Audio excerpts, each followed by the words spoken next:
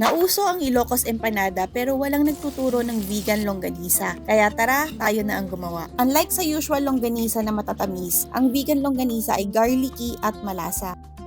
Ang sarap. Gamit ko dito half kilo ng pork giniling, add minced garlic, ground pepper, oyster sauce, soy sauce, salt, brown sugar, cane vinegar, at suete oil, at chicken powder.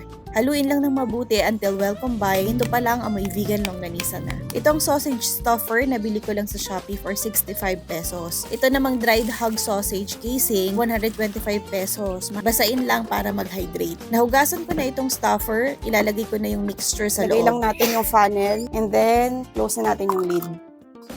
Yung sausage casing, binuhol ko lang yung dulo. Then, i-pull mo para mapunta sa neck ng funnel. Tapos, push mo lang and ayan na, nag-form na yung longganisa. To tie this, may nabibiling kitchen twine. Mura lang din. Buhol mo lang yung una, tapos hindi ko na ito puputulin. Ibubuhol ko na diretso sa pangalawa.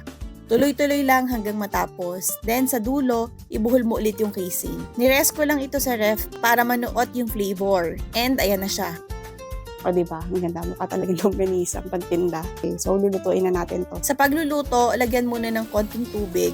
Tapos para hindi pumutok yung longganisa, tutusukin natin ng kutsilyo. Kapag nag-evaporate na yung tubig, saka ka maglagay ng mantika para mag-brown. 4 lang muna yung niluto ko kasi hindi naman namin mauubos agad. Serve this with fried rice, egg, at tomato. And ayan na, may long silog ka na. Save this recipe and i-follow mo na rin ako. Marami pa akong homemade recipes na pwede mong pang ulam o pang negosyo.